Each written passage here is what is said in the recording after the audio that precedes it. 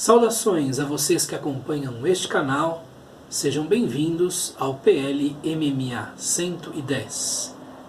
Neste vídeo falaremos da primeira entrada ou do primeiro capítulo do livro 9 das Meditações de Marco Aurélio e vamos usar para isso a tradução de Dona Virgínia de Castro e Almeida em domínio público.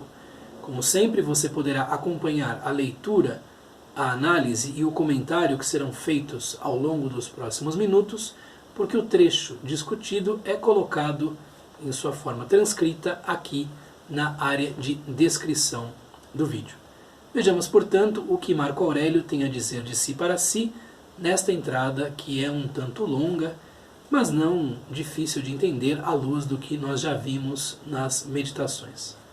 Livro 9, capítulo 1. O homem injusto é sacrílego. Com efeito, tendo a natureza universal constituído os seres racionais em vista uns dos outros, a fim de que se auxiliem mutuamente segundo os seus préstimos e nunca se prejudiquem, o que transgredir a sua vontade é evidentemente sacrílego em relação à mais augusta das divindades. O mentiroso é sacrílego perante a mesma divindade. Com efeito, a natureza universal é a natureza dos seres, e os seres são parentes de tudo o que existe. Além disso, a natureza também se chama verdade, e é o princípio de todas as verdades. Portanto, o que mente voluntariamente é sacrílego, pois comete a injustiça de enganar, e o que mente involuntariamente também, porque discorda da natureza universal e semeia a desordem, combatendo a natureza do mundo. Quem procede contra a verdade, ainda que involuntariamente, combate contra a natureza do mundo, pois que dela recebeu recursos para discernir o falso do verdadeiro e, desprezando tais recursos, tornou-se incapaz de os utilizar. O que procura os prazeres como se fossem bens, ou evita as dores como se fossem males, é sacrílego. Com efeito, um tal homem queixa-se necessariamente, muitas vezes, à natureza comum, de que ela reparte entre os maus e os virtuosos sem atender aos méritos de cada um, porque, frequentemente, os maus gozam de muitos prazeres e adquirem maneiras de os obter, enquanto os virtuosos têm um grande quinhão de dor e do que a causa. Além disso, quem tem medo do sofrimento terá um dia também medo das coisas que devem acontecer no mundo, o que é um sacrilégio. E o que procura os prazeres não se absterá da injustiça, o que evidentemente é sacrilégio. Ora, é preciso que, em relação às coisas para as quais a natureza comum é indiferente, pois não teria feito as duas coisas opostas se não lhe fossem ambas indiferentes, os que desejam conformar-se à natureza participem do seu pensamento e se conservem indiferentes.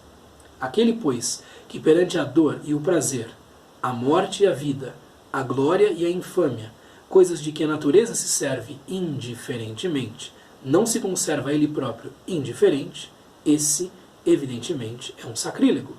E dizendo que a natureza se serve indiferentemente destas coisas, quer isto significar que elas acontecem indiferentemente aos seres que se sucedem, sobrevindo por um propósito antigo da providência, a qual, no princípio, destinou esta ordem universal, concebeu certas razões dos acontecimentos futuros e determinou as forças de onde deviam emanar as existências, transformações e sucessões deste gênero.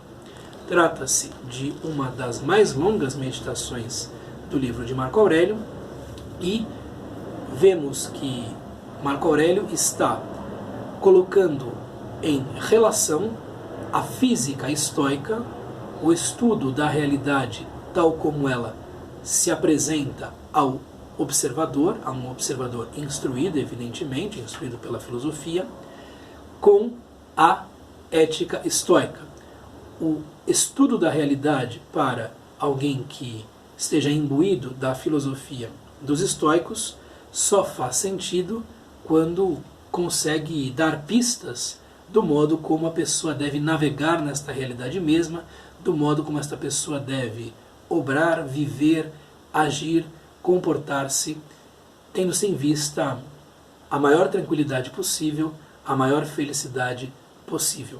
Lembremos-nos de que os estoicos têm por lema a expressão viver segundo a natureza. A natureza é algo estudado pela física. A vida é um campo de interesse da ética, da ciência dos costumes, dos hábitos. E este segundo coloca as coisas em relação lógica. Então nós vemos que, por esta breve expressão, as três partes da filosofia, viver, ética, segundo, lógica ou dialética, a natureza, física, estão expressas. E a ideia de que se vai investigar a natureza para saber o que se pode esperar da vida, para saber como se comportar, para saber qual é essa vontade que a natureza imprime em tudo quanto existe, é algo fundamental para os estoicos. Então aqui nós temos uma daquelas entradas em que física e ética entram em grandes intersecções, e isto se dá por meio de um sentimento bastante espiritualizado, eu diria até mesmo quase religioso. Então vamos ver o que Marco Aurélio tem a dizer de si para si de uma maneira mais pormenorizada, ponto a ponto, né? O homem injusto é sacrílego. Aqui o termo usado como sacrílego pode ser também traduzido como irreverente, como ímpio, né? Como alguém que não se dobra perante o que é respeitável, venerável, enfim, admirável. O homem injusto é ímpio, é acebes, o adjetivo aqui, muitas vezes repetido, né? Sebas, em grego, quer dizer temor religioso, respeito, aquilo que leva alguém a venerar ou a adorar algo que seja sagrado.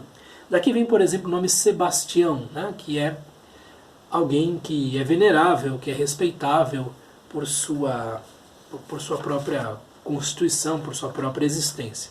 Por exemplo, né? O homem injusto é sacrílego, é ímpio. Com efeito, tendo a natureza universal constituído os seres racionais em vista uns dos outros, nós já vimos isto em algumas meditações de Marco Aurélio, mas lá no final do livro 8º isto aparece, se não me engano, na entrada de número 59, estou vendo aqui, 59, a fim de que se auxiliem mutuamente segundo os seus préstimos, segundo os seus méritos, segundo, enfim, a sua função, a sua capacidade, e nunca se prejudiquem. O que a natureza quer é uma cooperação entre esses diversos seres. O que transgredir a sua vontade, o que transgredir, de fato, o termo usado aqui é bulema, a vontade da natureza, é evidentemente ímpio, é evidentemente acebes, alguém que vai contra a venerabilidade, a respeitabilidade da natureza mesma, em relação à mais augusta das divindades.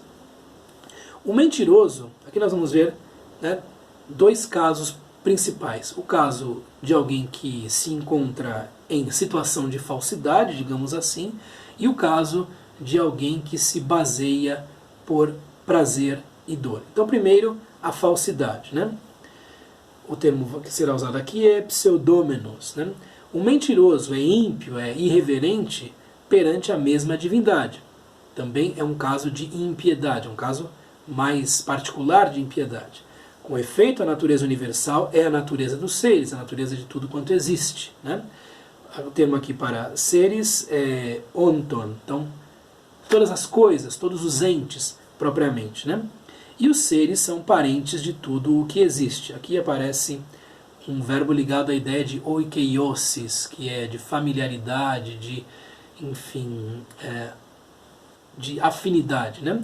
Então, esses seres, esses entes, têm afinidade com tudo quanto existe. A natureza universal subjaz em tudo quanto existe, em todas as formas particulares também.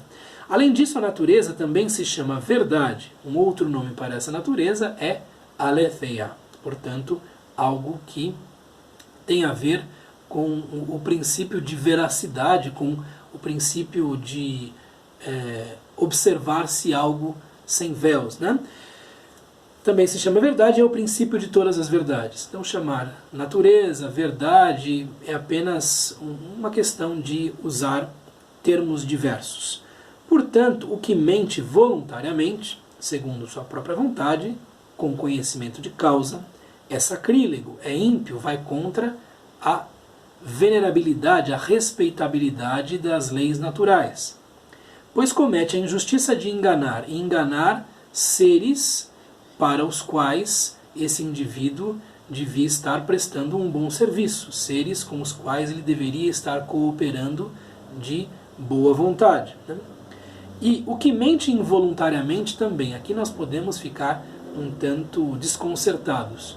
Um dos tradutores franceses, eu acabei consultando antes de trazer este vídeo, não gosta muito do que aparece, especialmente neste parágrafo da entrada de número 1 do livro 9, dizendo que é um absurdo que ele pense assim. Né? Eu já explico melhor este ponto, o que me parece ser a ideia por trás deste ponto. Mas vamos terminar aqui primeiro. E o que mente involuntariamente também porque discorda da natureza universal e semeia a desordem, combatendo a natureza do mundo. Quem procede contra a verdade, ainda que involuntariamente, combate contra a natureza do mundo, vai contra a natureza do mundo, se opõe à natureza do mundo, porque não adere à veracidade das coisas mesmas. Né? E para ele aqui não importa a intencionalidade, a voluntariedade ou não desse ato de oposição ao que é verdadeiro. Pois que dela recebeu recursos para discernir o falso do verdadeiro, trata-se de uma crença, não apenas dos estoicos, mas de um modo geral dos gregos, enfim, da cultura greco-romana, né? E desprezando tais recursos, tornou-se incapaz de os utilizar. O que nós vemos aqui é diferente de uma certa visão do senso comum atual, que por sua vez deriva de uma espécie de cristianismo pop, de um cristianismo vulgar, digamos assim. Vulgar não no mau sentido, vulgar porque de todos, do vulgo, mais divulgado. O que o cristianismo supõe, e aqui nós vemos uma diferença entre estoicismo e visão cristã, é que quando o indivíduo mente, isso é muito pior do que quando ele age enganado ou veicula uma má informação sem saber que aquilo é errado, porque há intencionalidade do sujeito, há, portanto, o pecado, há, portanto, uma má natureza que se expressa, há uma má inclinação humana, que está em todos os seres humanos, tendo-se em vista a virtualidade do pecado original, e isso é pior do que, evidentemente, agir enganado. E essa ideia de intenção se intensifica bastante naquilo que nós poderíamos chamar de drama do julgamento do indivíduo, drama do juízo final. Drama aqui, não no mau sentido, como, de fato, um palco em que são discutidas coisas, em que serão discutidas coisas. Por quê? Porque ali Deus tem uma posição, Jesus tem outra, o diabo tem outra, e o indivíduo tem uma espécie de, este é o imaginário cristão, uma espécie de tribunal dentro de si também. Tem uma espécie de palco dentro de si também. De modo que essas coisas acabam se separando. E a mentira acaba sendo determinante para a danação, para o envio do indivíduo para uma condenação eterna. Ao passo que uma falsidade veiculada de maneira incorreta, não. Ora, não é este o ponto de vista estoico. Segundo o ponto de vista estoico, tendo-se em vista que nós estamos dentro da natureza, nós estamos dentro do mesmo fluxo da natureza universal, nós fazemos parte da totalidade ordenada, do cosmos, colocar-se para fora da natureza por meio da falsidade tem quase a mesma gravidade quando isso se dá de maneira voluntária do que também como isso se dá, né, ou quando isso se dá de maneira involuntária. O indivíduo que está na falsidade está contra a ordem natural. É evidente que há um grau de gravidade maior quando é uma mentira deliberada do que quando se trata de algo que o sujeito faz, sei lá, enganado. Mas ele está cortado, ele está separado da natureza como um todo quando veicula aquela mentira, ou acredita naquela mentira. E aqui, talvez seja uma certa dureza de estoico, há uma certa ideia em Marco Aurélio de que o sujeito que está aderindo a uma mentira, ou aderindo a uma informação falsa, ou embarcando em uma canoa furada, não está fazendo o uso correto da sua faculdade de discernimento do falso e do verdadeiro. Não está observando as coisas como elas são. Não está usando o seu potencial.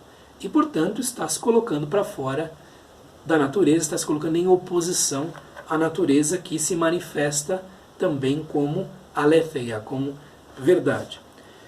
Vejamos o que Marco Aurélio tem a dizer a respeito daqueles que procuram prazeres e evitam dores. O que procura os prazeres como se fossem bens ou evita as dores como se fossem males é sacrílego, é ímpio, é irreverente. Com efeito, um tal homem queixa-se necessariamente, muitas vezes à natureza comum, de que ela reparte entre os maus e os virtuosos sem atender aos méritos de cada um.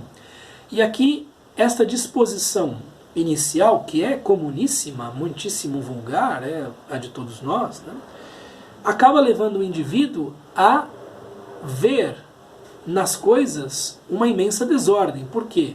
Os méritos e os deméritos não são atendidos, não são satisfeitos na organização das coisas como um todo. Então nós veremos, né, porque frequentemente os maus gozam de muitos prazeres e adquirem maneiras de os obter, enquanto os virtuosos, os bons, têm um grande quinhão de dor e do que a causa, porque nós veremos desordem nisso, ou injustiça nisso. Um estoico responderia a esta visão, dizendo que prazeres e dores são indiferentes, não são nem bens nem males, e que supor que sejam bens e males respectivamente conduz o indivíduo a um tipo de impiedade, conduz o indivíduo a uma acusação da natureza, ou do destino, ou do cosmos, ou de Deus, ou das divindades, etc., etc., porque ele vai supor que este tipo de administração das coisas deva seguir uma visão que é dele mesmo, ao passo que para a natureza, prazeres e dores são coisas indiferentes, são coisas que não constituem um entrave para a realização do indivíduo enquanto ser moral, enquanto ser que busca um aperfeiçoamento ético. É mais ou menos nisto que eles insistiriam, mais ou menos isso que eles diriam. Além disso, quem tem medo do sofrimento terá um dia também medo das coisas que devem acontecer no mundo, necessariamente, porque o sofrimento está aí. O sofrimento faz parte das coisas que podem lhe acontecer, nos acontecer, me acontecer, né? O que é um sacrilégio, o que é uma disposição ímpia, o que é algo acebés, portanto, não é algo eusebés, não é algo que é pio, que é reverente, né? E o que procura os prazeres não se absterá da injustiça. Se é um critério pessoal do indivíduo buscar o prazer a todo custo, o que é que o impedirá de incorrer em injustiça? Nada. Do jeito que quer o prazer sexual a todo custo, não se furtará de se envolver com pessoas compromissadas, por exemplo. Não se furtará de enganar a pessoa com quem ele tem um compromisso, enfim, namoro, casamento, qualquer coisa assim. A mesma coisa com aquele que quer enriquecer de toda maneira. Se ele se baseia nessa ideia de que o dinheiro é o maior bem possível, o que o impedirá de roubar, de enganar, de trapacear? Nada. Tá? De montar um esquema, pirâmide? Nada. Muito bem. Então aquele que vê as coisas assim não se furtará da injustiça. Ora, é preciso que em relação às coisas para as quais a natureza comum é indiferente, ela maneja essas coisas indiferentemente, de uma maneira, digamos assim, mais ou menos cega, né? Aquela imagem da fortuna que, como divindade romana, acaba distribuindo os pretensos bens e os pretensos males, os supostos benefícios e os supostos malefícios, de uma maneira incompreensível para a nossa visão reduzida de seres humanos limitados, mortais, né? Existe uma lógica que concorre para o bem da própria natureza, diriam os estoicos, mas nós não conseguimos entendê-la, nós não conseguimos deslindar, destrinchar corretamente as causas e os efeitos para ver as coisas como um todo. Ora, é preciso que em relação às coisas para as quais a natureza comum é indiferente, né? Aqui o termo natureza comum é de fato koine physis, né? A natureza comum, a natureza que é comum a tudo quanto existe, é indiferente, pois não teria feito as duas coisas opostas se não lhe fossem ambas indiferentes. Eu gosto muito deste modo de pensar, deste argumento. Quer dizer, existe prazer e existe dor, e existe um manejo indiferente dessas coisas para os seres humanos que fazem parte da natureza, porque essas coisas para a natureza são indiferentes. Se elas não fossem indiferentes para a natureza, haveria algum outro tipo de estrutura, algum outro tipo de realidade, algum outro tipo de proposta aí colocada, né? Então, pelo fato de serem coisas indiferentes, o manejo delas também é indiferente, também não obedece a uma lei de uma certa ética pop, uma ética mais imediata, né? Os que desejam conformar-se à natureza, que é um grande ideal dos estoicos, participem do seu pensamento e se conservem indiferentes. Então, participar do pensamento, compreender como a natureza age, compreender como a natureza administra tudo quanto existe, e se conservar indiferente relativamente a essas coisas que são indiferentes para a natureza, isto é, imitar a natureza, de certo modo, né? Aquele, pois, que perante a dor e o prazer, a morte e a vida, ao ver tudo isso é indiferente. É claro que existem os indiferentes preferíveis e os não preferíveis, né? Mas são indiferentes porque são processos que dependem de causas e efeitos que estão dados desde sempre e que se desenrolam segundo uma lógica perfeita desde a eternidade. E, portanto, o que nós temos a fazer neste caso é, digamos assim, surfar nesta natureza, aprender a deslizar, a navegar neste mar, né? A morte e a vida, a glória e a infâmia, a glória e o seu oposto, coisas de que a natureza se serve indiferentemente. A natureza, ora exalta alguém, ora humilha outro. Depois pega esse mesmo sujeito e o exalta e humilha o anterior, rebaixa o anterior. E por aí vai, né? Não se conserva ele para mim diferente, esse evidentemente é um sacrílego, né? Então aquele que não observa isso, não compreende o caráter indiferente dessas coisas, é ímpio. Portanto, somos ímpios todos nós, somos sacrílegos todos nós, somos irreverentes todos nós, né? O Barthélemy Saint-Hilaire acha forte esse termo ímpio, sacrílego, né? Acebés, para caracterizar o indivíduo que não observa o modo como as coisas são na natureza. E dizendo que a natureza se serve indiferentemente destas coisas, quer isto significar que elas acontecem indiferentemente aos seres que se sucedem. Elas acontecem segundo uma lógica de leis cegas, de leis que não olham para supostos méritos e supostos deméritos das pessoas, mas que sempre funcionam da mesma maneira, que são imutáveis e inexoráveis e, enfim, que não permitem o protesto, que não fazem caso dos protestos, né? Sobrevindo por um propósito antigo da providência. Aqui é pronoia. A ideia de providência é a ideia de uma espécie de DNA do mundo, de DNA do cosmos, né? Uma espécie de programação básica das coisas. E tudo se desenrola segundo esse DNA, segundo essa programação, a qual, no princípio, é a providência, a pronoia, destinou esta ordem universal, então, concebeu esta ordem universal e a concretizou, concebeu certas razões dos acontecimentos futuros, quer dizer, tudo se desenrola segundo as causas primeiras, né? As causas primeiras geram as causas secundárias, que geram as causas terciárias, e por aí vai. Causas e efeitos sempre sendo uma correlação que se observa na realidade, e determinou as forças de onde deviam emanar as existências, as coisas que existem, os entes, as transformações, né? Tudo que se muta, se transmuta, se metamorfoseia, e sucessões deste gênero, e também as coisas que se sucedem umas às outras, segundo as mesmas leis. Muito bem, era isto que eu tinha a lhes dizer a respeito desta meditação longa, mas muito interessante, que acaba evidenciando o que Marco Aurélio supõe ser o sacrílego, o ímpio, que é ir contra a natureza, não compreendê-la, não aprender a navegar nela, a considerá-la da maneira melhor e correta. E nós continuamos com o PL MMA, livro 9, no próximo vídeo. Um abraço, até mais. Tchau.